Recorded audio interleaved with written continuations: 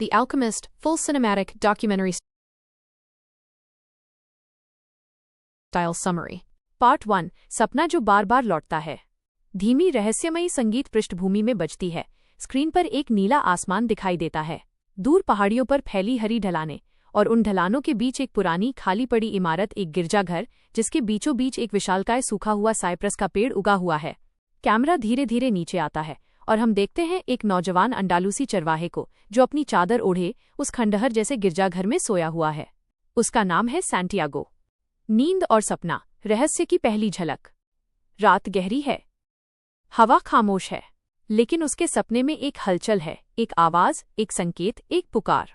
हर रात उसे एक अजीब सपना आता है और आज एक बार फिर वही सपना लौट आया है।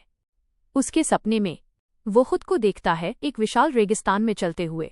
हवा उसके बालों को उड़ा रही है, आसमान साफ है लेकिन जमीन तप रही है और दूर, बहुत दूर मिस्र के ऊंचे सुनहरे पिरामिड दिखाई देते हैं। सैंटियागो पिरामिडों के पास पहुंचता है। वो घुटनों के बल बैठकर रेत को छूता है और तभी एक बच्चा उसके सामने आता है, एक रहस्यमयी मुस्कान और आंखों में चमक। वो बच्चा उससे कहता है, यही तुम्हारा खजाना है, यही तुम्हारी किस्मत दबी है, यही तुम्हारी पर्सनल लेजेंड शुरू होती है। सैंटियागो चौंककर पीछे देखता है, लेकिन तभी धरती हिलने लगती है, हवा तेज हो जाती है और सपना टूट जाता है। वह जाग जाता है। भोर की पहली किरणें, युवक की बेचैनी, सुबह की हल्की गुलाबी रोशनी गिरजाघर की टूटी खिड़कियों से अंदर आती है। सैंटियागो उठता है, अपनी पुरानी किताब से सिर हटाता है और गहरी सांस लेकर सोचता है। फिर वही सपना, आखिर ये मुझे बताना क्या चाहता है? वो अपनी किताब उठाता है, वो किताब जिसे वो अक्सर सिरहाने रखकर सोता है। किताब बस पढ़ने के लिए नहीं, बल्कि अकेलेपन में साथी की तरह है। बाहर उसकी भेड़ें मिमिया रही हैं। सूरज अभी निकला नहीं है, लेकिन पूरा जंगल धीरे धीरे जाग रहा है। हर दिन की तरह सैंटियागो किताब बंद करता है, अपने पुराने बैग को उठाता है और भेड़ों को लेकर आगे बढ़ जाता है। चरवाहे का जीवन, सरल लेकिन उदास नहीं। सैंटियागो अपने झुंड के साथ घूमता है, कभी हरी पहाड़ियों पर, कभी समतल मैदानों में। वो एक जगह स्थिर रहना नहीं चाहता। उसका दिल हमेशा सफर में रहता है। वह सोचता है, अगर मैं भेड़ों की तरह हर दिन एक ही रास्ता पकड़ना शुरू कर दूं, तो मेरी जिंदगी भी एक जैसा घूमने वाला चक्र बन जाएगी। भेड़ें उसे पहचानती थीं। उनकी आवाज से वो समझ लेता था कि कौन भूखी है, कौन चलने में थकी है, कौन बीमार है। लेकिन भेड़ों की दुनिया छोटी थी, बस खाना, पानी और बाड़े की चिंता। सैंटियागो की दुनिया बड़ी थी और उसकी आंखें उससे भी बड़ी। वो दुनिया देखना चाहता था, नए लोग, नई संस्कृति, नए रास्ते। और यही वजह थी कि वो किसान या दुकानदार बनकर बसना नहीं चाहता था। यह घुमक्कड़ जीवन उसे पसंद था, लेकिन उसका दिल एक और सफर के लिए उसे पुकार रहा था। एक सफर जिसकी शुरुआत एक सपने ने की थी। किताबें, यात्री और अनजाने सीख। एक छोटी पहाड़ी के पास सैंटियागो रुकता है। वो भेड़ों को चरने देता है और खुद किताब पढ़ने लगता है। उसे किताबों में कहानियां पसंद थीं, लेकिन उससे ज्यादा उसे यात्रियों से सुनाई जाने वाली कहानियां पसंद थीं। हर गांव में कोई न कोई मिलता जो दूर देश में गया हो, समुद्र देख चुका हो या रेगिस्तान पार कर चुका हो। सैंटियागो सोचता, जरूर दुनिया बहुत बड़ी होगी, कितनी बातें, कितनी जगहें, कितने रहस्य होंगे उसमें। लेकिन फिर उसके मन में वही बात आती, क्या वो सपना सच हो सकता है? क्या मेरा खजाना सच में मिस्र में है, या ये बस दिमाग का खेल है? उसे कोई जवाब नहीं मिलता, लेकिन दिल की गहराई से वो महसूस करता है, इस सपने में कुछ है, कुछ ऐसा जो उसे रोक नहीं रहा। गांव की लड़की, एक छोटा सा प्रेम, बड़ा प्रभाव। दोपहर तक सैंटियागो अपनी भेड़ों के साथ एक छोटे से कस्बे में पहुंचता है। हर साल की तरह वो यहाँ ऊन बेचने आता था। वो एक व्यापारी की बेटी से मिलता है, एक खूबसूरत लड़की। उसकी काली आंखें और मुस्कुराहट सैंटियागो के दिल में उतर जाती है। सैंटियागो उसकी बातें सुनता है, काउंटर पर झुककर उससे प्रश्न पूछता है, कभी चुटकी लेता है, कभी हंसाता है। वो लड़की उसकी यात्रा की कहानियां सुनती है और उसकी भेड़ों के बारे में सवाल पूछती है। पहली बार सैंटियागो को लगता है, शायद मैं यहाँ रुक सकता हूँ, शायद प्रेम यहीं मिल जाए। लेकिन फिर वही सपना, वही पिरामिड, वही खजाना उसे चैन नहीं लेने देता। यात्रा की पुकार, अज्ञात की ओर पहला आकर्षण। अगले दिन जब वो कस्बा छोड़ने लगता है तो वो लड़की को कहता है, मैं अगले साल फिर आऊंगा। लड़की हल्की सी मुस्कुराती है, लेकिन सैंटियागो के दिल में एक आवाज गूंजती है, अगर तुम रुक गए तो शायद तुम अपना खजाना हमेशा के लिए खो दोगे। उसके दिल में एक अजीब उलझन है, प्रेम और सपनों की खींचातानी। लेकिन जैसे जैसे वो आगे बढ़ता है, सपने की पुकार और जोरदार होती जाती है। और उसी रात एक बूढ़ा आदमी उसकी जिंदगी बदल देता है। रहस्यमयी बूढ़ा मेल्खीसेदेक, सैलम का राजा। शाम का समय था। सूरज ढलने को था। सैंटियागो एक पत्थर की बेंच पर बैठा अपनी किताब पढ़ रहा था। तभी एक बूढ़ा उसके पास आता है। उसके कपड़े किसी राजा जैसे थे, सुनहरे धागे, मोटी चादर, चमकदार छड़ी। सैंटियागो सोचता है, ये कौन है? कोई अमीर यात्री या पागल बूढ़ा? बूढ़ा पूछता है, क्या पढ़ रहे हो लड़के? सैंटियागो हैरान रह जाता है, क्योंकि यह व्यक्ति उससे बिल्कुल अनचाहे, अप्रत्याशित अंदाज में बात कर रहा था। कुछ देर बाद बूढ़ा कहता है, मैं सैलम का राजा हूं। सैंटियागो के लिए ये किसी मजाक जैसा लगता है, लेकिन बूढ़ा मुस्कुराता है और ऐसी बातें करता है जो सैंटियागो ने किसी से कभी न बताई थी। पर्सनल लेजेंड, जीवन का असली उद्देश्य। बूढ़ा कहता है, हर इंसान के जीवन में एक पर्सनल लेजेंड होती है, वो काम जिसके लिए वो पैदा हुआ है, लेकिन ज्यादातर लोग उसे कभी पूरा नहीं करते, क्योंकि उनमें साहस नहीं होता। सैंटियागो चौंककर पूछता है, और मेरा उद्देश्य? बूढ़ा मुस्कुराकर कहता है, मिस्र में तुम्हारा खजाना। सैंटियागो लगभग सन्न रह जाता है। यह बूढ़ा उसके सपने के बारे में कैसे जानता है? बूढ़ा आगे कहता है, दुनिया की सबसे बड़ी सच्चाई ये है, जब तुम किसी चीज को पूरे दिल से चाहते हो तो पूरी कायनात तुम्हें उसे पाने में मदद करती है। ये शब्द सैंटियागो को भीतर तक झकझोर देते हैं। भाग्य के दो पत्थर, यूरिम और थुम्मिम। बूढ़ा अपने चोगे से दो छोटे पत्थर निकालता है, एक काला, एक सफेद। इनका नाम है उरिम और थुम्मिम।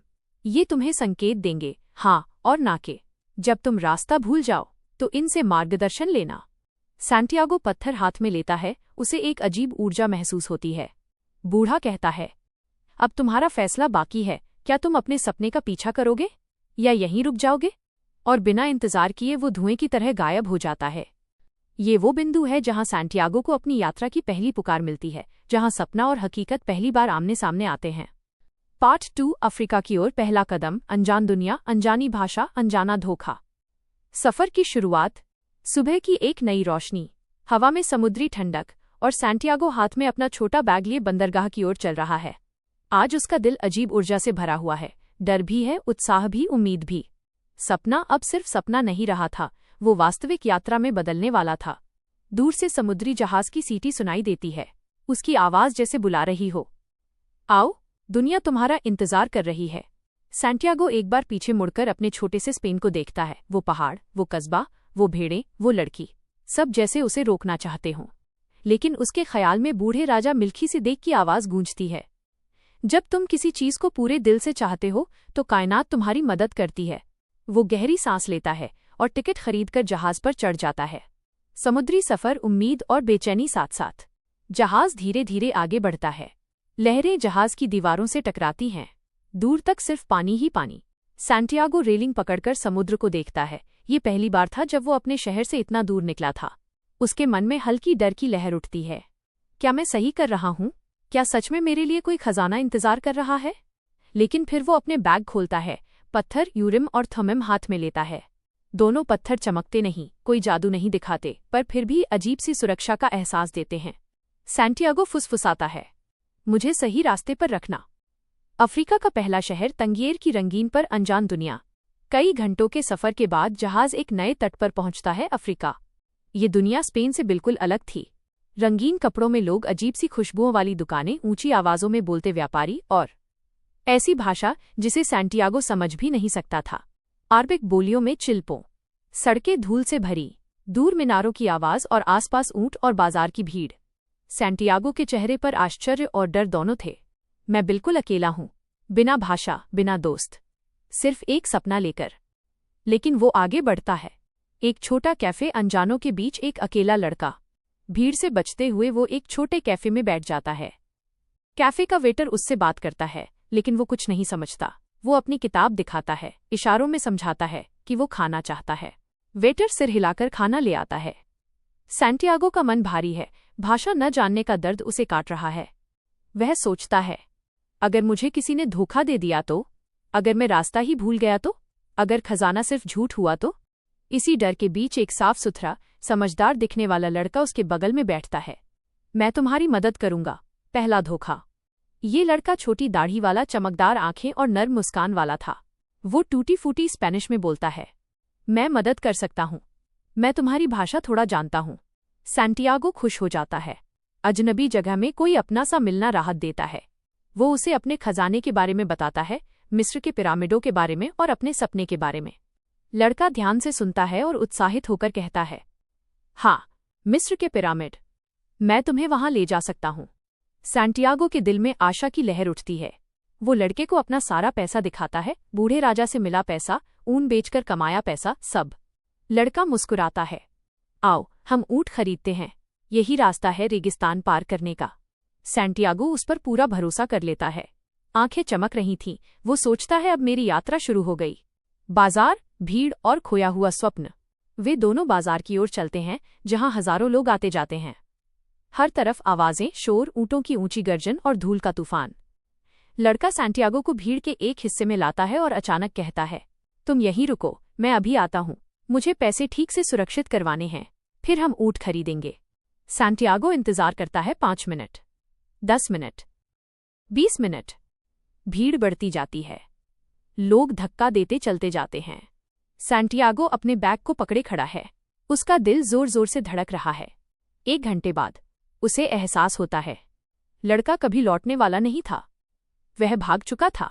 सैंटियागो के सारे पैसे, सारे सपने, सारी तैयारी, सब ले गया। दिल टूटने का पल, जमीन पर बैठा एक अकेला लड़का। सैंटियागो बाजार के बीचों बीच बैठ जाता है। उसकी आंखें भर आती हैं। चारों ओर शोर है, रंग है, भीड़ है, लेकिन उसे हर चीज धुंधली दिखाई देती है। उसका दिल कहता है, मैं मूर्ख हूं, क्यों मैंने अपने घर, भेड़े सब छोड़ दिए, क्यों एक सपने के पीछे चल पड़ा। उसकी जेब खाली थी। उसकी भाषा कोई नहीं समझता था। उसके पास सिर्फ एक बैग, एक पुरानी किताब और 2 पत्थर थे। वो अपने बैग से यूरिम और थमिम निकालता है। वे चमकते नहीं, वे कोई जादू नहीं दिखाते, लेकिन उसे मिल्खी सी देख की बात याद आती है। कभी अपनी पर्सनल लेजेंड के रास्ते से मत हटना। कठिनाइयां आएंगी, लेकिन वे संकेत हैं कि तुम सही रास्ते पर हो। सैंटियागो पत्थरों को कसकर पकड़ता है। उसकी आंखों में आंसू हैं, लेकिन भीतर कहीं एक हल्की जिद जगती है। रात का तंगिएर अकेला, लेकिन जिंदा।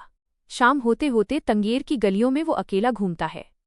कई कैफे की चमचमाती रोशनी दूर तक फैली है। लोग हंस रहे हैं, खरीदारी कर रहे हैं, अपने काम में व्यस्त हैं। और सैंटियागो खोया हुआ, बिना एक भी पैसा, बिना किसी उद्देश्य, या शायद नए उद्देश्य के साथ। वो एक ऊंची जगह पर जाकर बैठता है और नीले आसमान को देखता है। उसे स्पेन याद आता है। अपने पिता याद आते हैं। वे बातें याद आती हैं जब उसके पिता ने कहा था, दुनिया छोटे शहरों जैसी नहीं है, लेकिन अगर तुम उसे देखने की इच्छा रखते हो तो मैं तुम्हें रोकूंगा नहीं। सैंटियागो की आंखें फिर भर आती हैं। कांच की दुकान, उम्मीद की पहली रोशनी। अगली सुबह थका हुआ, कमजोर और भूख से परेशान, सैंटियागो एक पहाड़ी चढ़ता है। चोटी पर एक पुरानी, धूल भरी कांच की दुकान है। दुकानदार एक उदास, बूढ़ा व्यक्ति है जो अपने धंधे के डूबने से परेशान है। सैंटियागो खिड़की पर रखे मैले बर्तन देखकर सोचता है, अगर मैं इनको साफ कर दूं तो शायद मुझे कुछ पैसे मिल जाएं। वो दुकान के बाहर से ही इशारे में पूछता है, क्या मैं ये साफ कर दूं? दुकानदार समझ नहीं पाता, लेकिन जब सैंटियागो खुद ही बर्तन लेकर साफ करना शुरू करता है, दुकानदार चौंक कर देखता है। कुछ देर बाद एक ग्राहक दुकान पर आता है। वह साफ चमकते बर्तन देखकर खरीद लेता है। दुकानदार मुस्कुराता है, शायद कई दिनों बाद पहली मुस्कान। वो इशारे से सैंटियागो को अंदर बुलाता है। कांच की दुकान का मालिक, 2 अकेले इंसानों की मुलाकात। दुकानदार धीरे धीरे कहता है, मैं समझ नहीं पाया तुम क्या चाहते हो, लेकिन तुमने मेरी मदद की है। तुम काम करना चाहते हो? सैंटियागो के चेहरे पर उम्मीद जगती है। वह कहता है, हाँ, मुझे काम चाहिए। मैं वापस स्पेन जाना चाहता हूँ। दुकानदार सिर हिलाता है, उसके चेहरे पर बुद्धिमानी की चमक थी। ठीक है, काम करो, और जितने पैसे चाहिए इतने कमा लेना। सैंटियागो को लगता है कायनात ने एक बार फिर उसके लिए रास्ता खोला है, लेकिन वो अभी भी नहीं जानता, यह दुकान सिर्फ नौकरी नहीं, बल्कि एक नया अध्याय बनने वाली थी। Part 2 and. नया देश, नया दर्द, नई आशा। ये वो जीवन का चरण है जहां सैंटियागो एक बड़ा धोखा खाकर अपनी पर्सनल लेजेंड से लगभग दूर हो जाता है, लेकिन किस्मत उसे एक नए रास्ते पर ले जाती है। पार्ट 3। संकेतों की भाषा और रेगिस्तान की पुकार। 1। अफ्रीका में नई शुरुआत। सैंटियागो की किस्मत का पहला मोड़। दिन निकल चुका था। अफ्रीका के तटीय शहर टांजियर की रंग बिरंगी सड़कों पर एक अजनबी, एक खोया हुआ बच्चा और एक बेचैन यात्री, तीनों एक ही शरीर में मौजूद थे। सैंटियागो। कल तक वो स्पेन का एक चरवाहा था, आज वो एक सपना पीछा करने वाला खोजी था। लेकिन उससे भी ज्यादा वो अब अकेला था। दुकान में काम करते हुए 1 साल बीत चुका था, लेकिन ये 1 साल बेकार नहीं गया। इस साल में उसने सीखा, मेहनत कभी बेकार नहीं जाती, खोई हुई चीजें वापस आ सकती हैं। और सबसे महत्वपूर्ण, अगर एक सपना सच्चा है तो वो बार बार पुकारता है। क्रिस्टल की दुकान ने उसे पैसे दिए, अनुभव दिया और वो हिम्मत दी जो उसे फिर से यात्रा शुरू करने के लिए चाहिए थी। अब वो तैयार था मिस्र के पिरामिडों तक पहुंचने के लिए। 2. रेगिस्तान की ओर कारवां, जहां हर चेहरा एक कहानी है। सैंटियागो अपने पैसे लेकर उन व्यापारियों के पास पहुंचता है जो रेगिस्तान पार करने का कारवां तैयार कर रहे थे।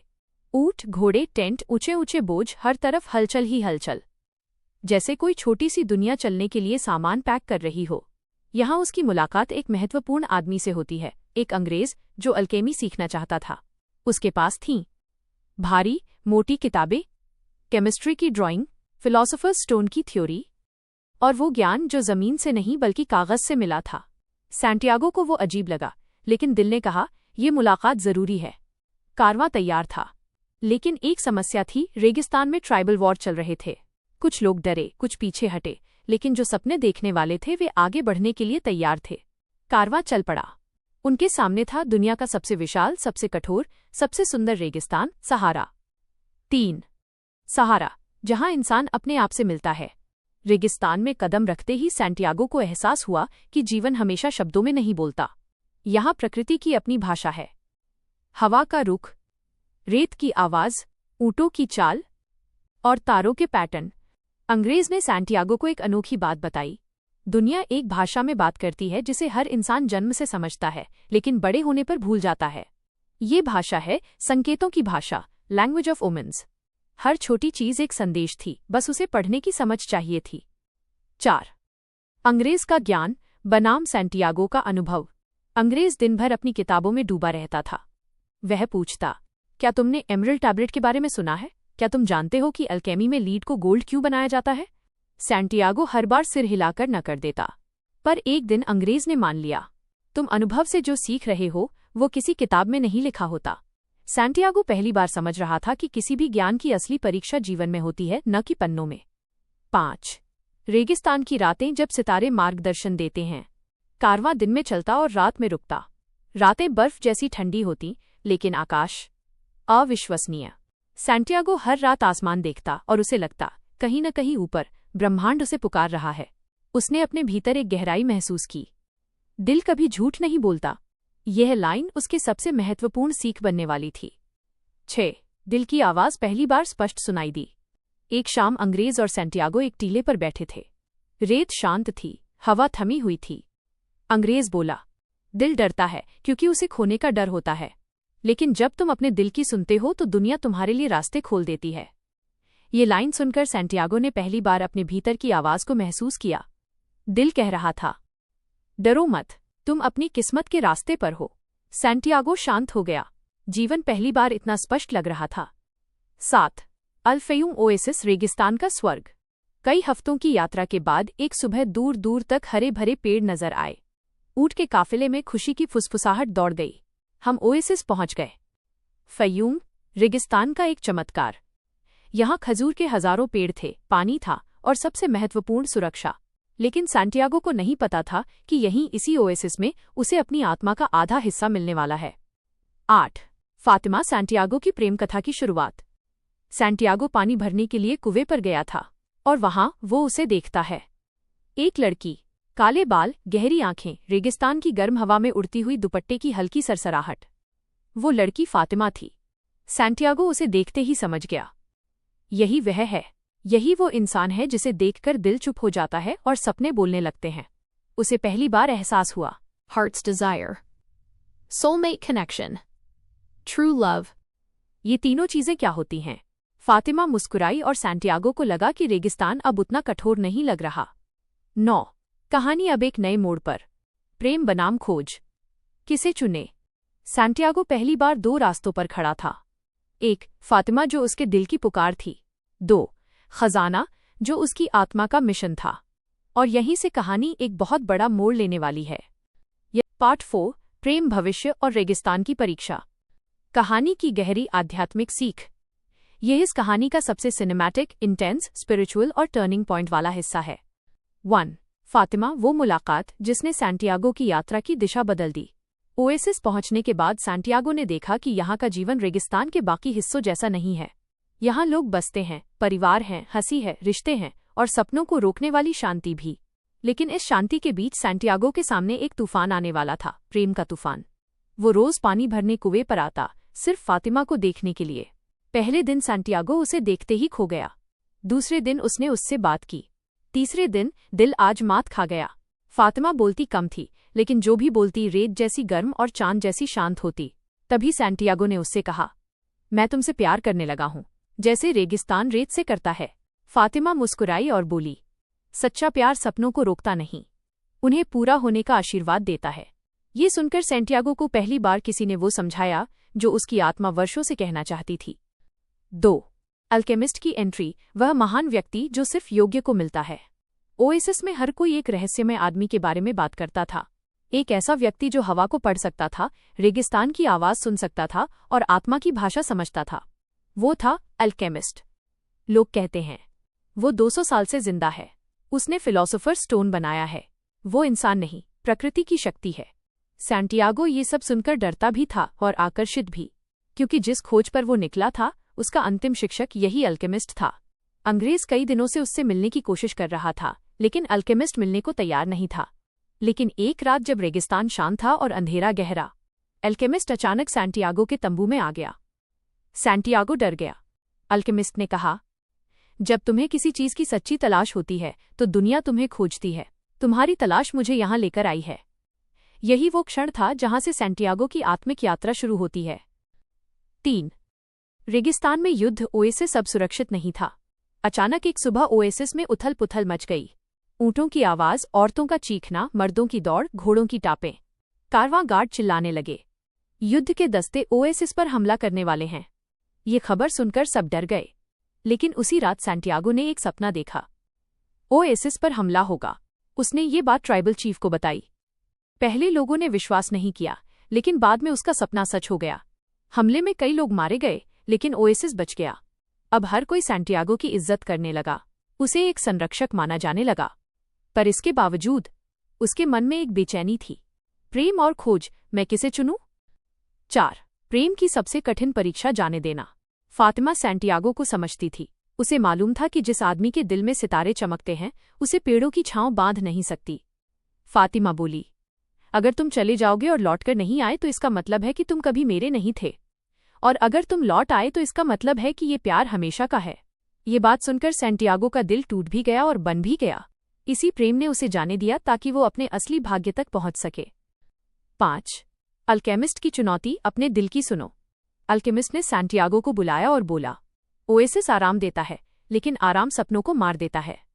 सैंटियागो बोला, पर मैं फातिमा को छोड़कर कैसे जाऊं? अल्केमिस्ट मुस्कुराया, सच्चा प्यार तुम्हें रोकता नहीं, सच्चा प्यार तुम्हें तुम्हारी किस्मत तक धकेलता है। फिर अल्केमिस्ट ने कहा, कल सुबह तुम मेरे साथ चलोगे, खजाने की ओर। सैंटियागो ने पीछे मुड़कर ओएसिस की रोशनी देखी, फातिमा का चेहरा याद किया और भारी मन से हाँ कह दी। ये था उसकी जिंदगी का सबसे बड़ा कदम। 6. रेगिस्तान की गहराई, अब यात्रा सिर्फ यात्रा नहीं रही। अगले दिन सैंटियागो और अल्केमिस्ट घोड़ों पर बैठकर रेत के घने समुद्र में उतर गए। यह यात्रा सिर्फ भौतिक नहीं थी, यह थी धैर्य की परीक्षा, विश्वास की परीक्षा, आत्मा की परीक्षा और संकेतों को पढ़ने की कला। अल्केमिस्ट ने कहा, रेगिस्तान एक शिक्षण गुरु है, सख्त लेकिन न्यायप्रिय। सैंटियागो ने रेत की हर सरसराहट, हवा के हर मोड़ और हर बदलते रंग को ध्यान से देखना शुरू किया। वो धीरे धीरे सीख रहा था कि प्रकृति बोलती है, बस उसकी भाषा अलग है। 7. हवा, रेत और सूरज, 3 शक्तियां जिनसे सैंटियागो को सीखना था। अल्केमिस्ट ने कहा, अगर तुम्हें अपनी किस्मत तक पहुंचना है तो पहले तुम्हें प्रकृति से दोस्ती करनी होगी। सैंटियागो ने पूछा, कैसे?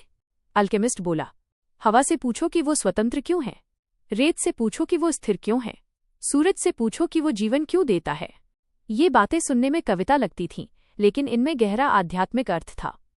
यह सबक उस समय काम आने वाला था जब जीवन उसे कठिनतम परीक्षा देगा। पार्ट 4 ईएनडी कहानी अब अपने क्लाइमैक्स की ओर बढ़ चुकी है। अब तक जो हुआ वो सिर्फ आधा सफर था, असली परीक्षा आने वाली है। सैंटियागो को रेगिस्तान को समझना है। हवा से बात करनी है, सूरज से सीखना है और अपने दिल की आखिरी आवाज का जवाब देना है।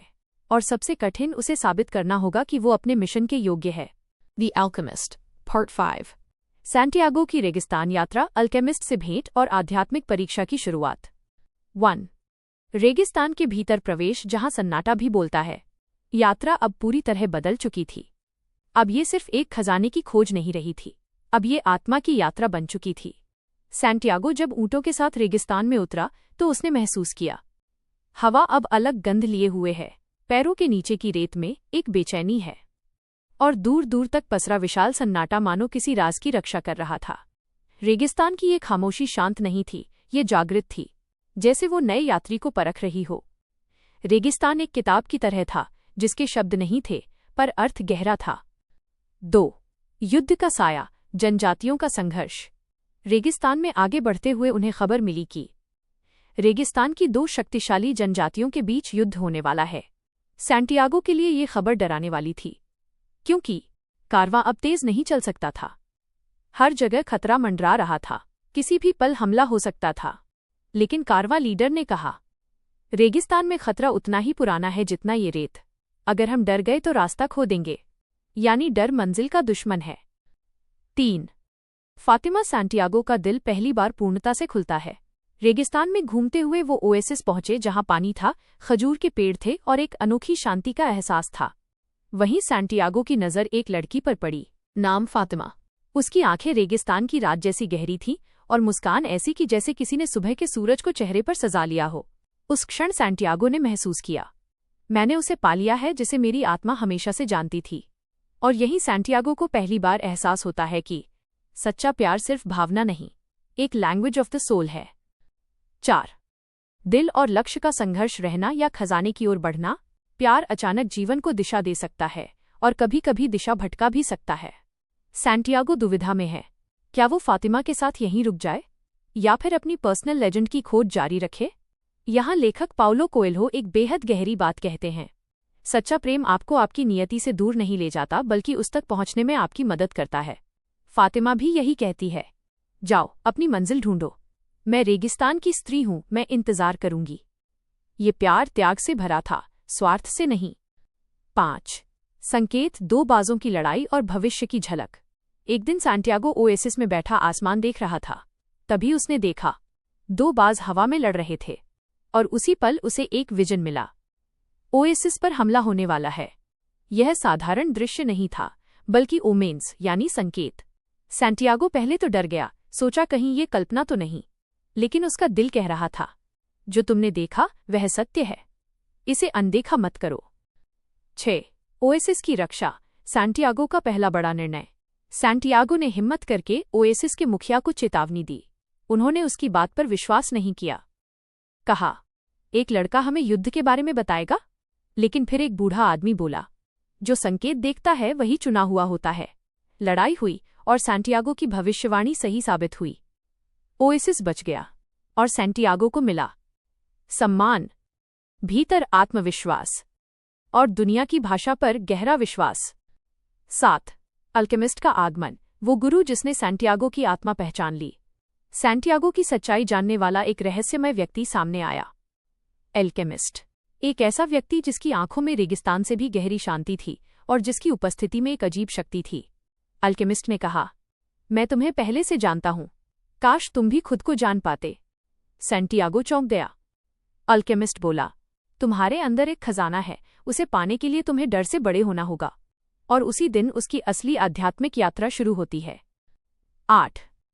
अल्केमिस्ट द्वारा सैंटियागो की परीक्षा। अल्केमिस्ट उसे रेगिस्तान के गहरे हिस्सों में ले जाता है, जहां रास्ता नहीं, जहां सिर्फ सन्नाटा। और रास्ते में वो सवाल पूछता है, तुम्हें क्या चाहिए? तुम्हें किससे डर लगता है? अगर खजाना ना मिला तो क्या करोगे? सैंटियागो अक्सर चुप रह जाता है। अल्केमिस्ट मुस्कुराता है, जवाब तलाशने नहीं, स्वीकार करने से मिलते हैं। ये यात्रा बाहरी से ज्यादा अंदर की यात्रा थी। 9। हवा, सूरज और रेगिस्तान से संवाद, विश्व की भाषा का अभ्यास। अल्केमिस्ट सैंटियागो को नई कला सिखाता है, दुनिया की आत्मा से बात करना। सैंटियागो हवा को महसूस करता है, रेत से बात करता है, अग्नि की गर्माहट में संकेत ढूंढता है। और सूरज से सीखता है कि परिवर्तन ही शक्ति है। ये चरण सैंटियागो को आध्यात्मिक रूप से बहुत ऊपर उठा देता है। 10. पार्ट 6 प्रीव्यू, सबसे बड़ा ट्विस्ट और जीवन बदल देने वाला अंत। अगले भाग में हम देखेंगे सैंटियागो को पकड़कर युद्ध, जनजाति की मांग, हवा बनकर खुद को बचाने की परीक्षा, अल्केमिस्ट द्वारा अंतिम शिक्षा, खजाने का असली स्थान, shocking revelation. The alchemist part 6। Santiago की सबसे कठिन परीक्षा, अल्केमिस्ट की अंतिम शिक्षा और खजाने का चौंकाने वाला रहस्य। 1. युद्ध, जनजाति का हमला, सैंटियागो और अल्केमिस्ट का पकड़ा जाना। रेगिस्तान का अंधेरा घिरते हुए गहराता जा रहा था। सैंटियागो और अल्केमिस्ट अपनी ऊँटों के साथ रास्ता तय कर रहे थे, तभी अचानक चारों ओर से घोड़ों की दौड़ती आवाजें आने लगीं। रेगिस्तान की वो जनजाति जिसके बारे में कारवां लीडर ने पहले चेतावनी दी थी, उनके सामने खड़ी थी। तलवारें चमक रही थीं, चेहरे ढके हुए थे और हवा में जानलेवा तनाव था। उन्होंने दोनों को पकड़ लिया। सैंटियागो का दिल तेज धड़क रहा था, लेकिन अल्केमिस्ट की आंखों में अजीब सी शांति थी। अल्केमिस्ट बोला, डरो मत, जहां भय है वहां मंजिल नहीं। 2. जनजाति प्रमुख के सामने असंभव चुनौती। उन्हें जनजाति प्रमुख के सामने ले जाया गया। अल्केमिस्ट ने उनसे कहा, यह लड़का साधारण नहीं हवा से बात कर सकता है, यह खुद हवा बन सकता है। सैंटियागो चौंक गया। वो तो हवा, सूरज और रेगिस्तान से संकेत समझना सीख चुका था, लेकिन हवा बनना, ये तो उसने कभी सोचा भी नहीं था। जनजाति प्रमुख हंसा, अगर ये लड़का वाकई 3 दिनों में हवा बन जाए तो हम इसे आज़ाद कर देंगे, और अगर नहीं बना तो इसका सिर काट दिया जाएगा। रेगिस्तान की गर्म हवा में ये बात सैंटियागो के सिर पर हथौड़े की तरह गिरी। 3. सैंटियागो का डर, मैं ये नहीं कर सकता। रात को सैंटियागो घबराकर बैठा हुआ था। वह बोला, मैं मर जाऊंगा, ये असंभव है, हवा कैसे बना जा सकता है। अल्केमिस्ट शांत था। उसने कहा, यही वो क्षण है जब नियति तुम्हारे सामने खड़ी है। अगर तुम डर गए तो तुम जीवन भर पछताओगे। सैंटियागो रो पड़ा, मैं अपनी पर्सनल लेजेंड को पूरा नहीं कर पाऊंगा। अल्केमिस्ट ने उसका कंधा पकड़कर कहा, तुम्हें हवा नहीं बनना है, तुम्हें बस ये समझना है कि सब कुछ एक है और जिसे तुम दुनिया कहते हो वो तुम्हारे अंदर बह रही है। 4. पहला दिन, रेत से संवाद। पहले दिन सैंटियागो रेगिस्तान की रेत के पास खड़ा हुआ। उसने कहा, मुझे हवा बनना है, क्या तुम मेरी मदद करोगी? रेत ने उत्तर दिया, मैं तुम्हें अपनी कहानियां बता सकती हूं, लेकिन मैं हवा नहीं बना सकती। सैंटियागो समझ गया, रेत सिर्फ शुरुआत है। वह आगे बढ़ा। 5. दूसरा दिन, सूरज से बातचीत। अगले दिन वह सूर्य से बोला, सूरज, मुझे हवा बनना सिखाओ। सूरज बोला, मैं तुम्हें प्रकाश दे सकता हूं, लेकिन मैं हवा नहीं बना सकता। हवा को समझोगे तभी हवा बनोगे। यह जवाब भी अपूर्ण था, लेकिन सैंटियागो निराश नहीं हुआ। उसे एहसास हुआ कि उत्तर कहीं और है। 6. तीसरा दिन, दुनिया की आत्मा से जुड़ना। तीसरे दिन वो ऊंचे टीले पर खड़ा हुआ। सैनिकों की तलवारें दूर से चमक रही थीं। हर कोई उसे देख रहा था। वह बोला, हवा, मुझे तुम्हारी जरूरत है, मेरा जीवन तुम्हारे हाथ में है। हवा ने कहा, मैं तूफान बन सकती हूँ, मैं रास्ते बदल सकती हूँ, लेकिन तुम हवा कैसे बनोगे? सैंटियागो ने कल्पना से परे उत्तर दिया, क्योंकि हम सब एक हैं, मैं और तुम, सूरज और धरती, सब एक ही आत्मा से बने हैं। यह सुनते ही हवा शांत हो गई। फिर वो हल्की हल्की चलने लगी, फिर वो तेज हुई, फिर वो प्रचंड हो गई। उसने सैंटियागो को उठाया, उसके चारों ओर एक विशाल तूफान पैदा कर दिया, और अचानक सैंटियागो हवा में गायब हो गया। सैनिक डर गए। अल्केमिस्ट मुस्कुरा रहा था। यह चमत्कार था, सचेत आत्मा का चमत्कार। 7. तूफान के बाद सैंटियागो का पुनर्जन्म। कुछ देर बाद हवा शांत हुई और सैंटियागो रेत पर धीरे से उतरा, जैसे वो किसी दूसरी दुनिया से लौटा हो। जनजाति प्रमुख ने कहा, तुम सचमुच हवा बन गए, हम तुम्हें और तुम्हारी यात्रा को आशीर्वाद देते हैं। यह सैंटियागो का आध्यात्मिक पुनर्जन्म था। 8. अल्केमिस्ट की अंतिम शिक्षा, अपनी नियति की ओर बढ़ो। वे आगे बढ़े। रात में अल्केमिस्ट ने सैंटियागो से कहा, अब तुम दुनिया की आत्मा को जान चुके हो, अब सिर्फ एक कदम बचा है अपने खजाने तक पहुंचना। सैंटियागो बोला, क्या आप मेरे साथ चलेंगे? अल्केमिस्ट बोला, नहीं, कुछ रास्ते ऐसे होते हैं जो इंसान को अकेले ही पार करने होते हैं। 9. कांच का घर, अल्केमिस्ट का अंतिम प्रयोग। अल्केमिस्ट ने एक रात धातु को सोने में बदलकर दिखाया। सैंटियागो दंग रह गया। अल्केमिस्ट बोला, असल सोना धातु में नहीं, तुम्हारे विश्वास में है। यह सैंटियागो के लिए अंतिम गहरा संदेश था। 10 भाग 7 कहानी का सबसे बड़ा ट्विस्ट और सबसे बड़ा खुलासा। पार्ट 7 में हम देखेंगे सैंटियागो मिस्र के पिरामिड पहुंचता है। उसे बार बार मारकर लूटा जाता है। पिरामिड पर मिलने वाला रहस्य, खजाना असल में कहाँ था, और कहानी का लाइफ चेंजिंग निष्कर्ष। द एल्केमिस्ट पार्ट 7 पिरामिड तक की यात्रा, अंतिम संघर्ष और खजाने का असली स्थान। 1 सैंटियागो अकेले रह जाता है। जीवन की सबसे लंबी यात्रा। अल्केमिस्ट ने विदा लेते हुए कहा था, कुछ रास्ते जीवन में ऐसे होते हैं जिन्हें इंसान को अकेले तय करना पड़ता है। और अब सैंटियागो उसी अकेले रास्ते पर था। सिर्फ ऊंट उसके साथ था और एक दिशा मिस्र के पिरामिड। रेगिस्तान की रेत अब उसकी साथी बन चुकी थी। रातें लंबी थीं, दिन तपते हुए, लेकिन सैंटियागो के मन में सिर्फ एक ही आवाज गूंज रही थी, खजाना, पिरामिड। पर्सनल लेजेंड, वो जानता था कि अब वो पीछे नहीं लौट सकता। 2 पिरामिडों की पहली झलक। आंसू अपने आप निकल पड़े। कई हफ्तों की यात्रा के बाद एक शाम दूर क्षितिज पर रेगिस्तान की रेत के बीच से कुछ विशाल आकृतियां उभरती दिखीं। मिस्र के पिरामिड। सूरज ढल रहा था और पिरामिडों पर सुनहरी किरणें पड़ रही थीं। ऐसा लग रहा था जैसे खुद ब्रह्मांड ये दृश्य सैंटियागो के लिए रच रहा हो। सैंटियागो के आंसू बह निकले। उसने आकाश की ओर देखकर कहा, मैं आ गया। उसका दिल धड़क रहा था। उसकी सांसें तेज थीं। वो महसूस कर रहा था कि उसकी यात्रा अब पूर्ण होने वाली है। 3 पिरामिड के सामने घुटनों पर सच्चा समर्पण। वो पिरामिड के पास रेत में घुटनों पर बैठ गया। हवा चल रही थी। आसमान शांत था और सैंटियागो ने पूरी श्रद्धा से कहा, अगर ये मेरी किस्मत है तो मुझे संकेत दो। हवा तेज हुई, रेत उड़ने लगी और सैंटियागो को लगा कि वो रेत में खोदना शुरू करे। उसने अपनी पूरी ताकत से खुदाई शुरू की। ये खजाने की अंतिम खोज थी। उसकी आंखों में उम्मीद थी, दिल में धड़कने तेज और हाथ कांप रहे थे। 4 अचानक हमला। रेगिस्तानी चोरों का आना।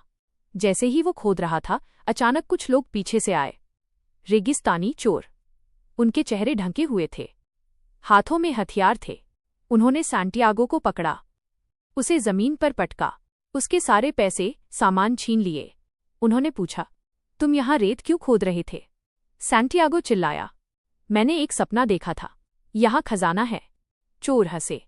उनमें से एक कहने लगा, सपनों के पीछे भागते हो, मूर्ख। उसने सैंटियागो को जोर से मारा। 5 चौंकाने वाला खुलासा। सपना किसका था? चोरों में से एक नेता ऐसा था जिसकी आंखों में अनुभव था।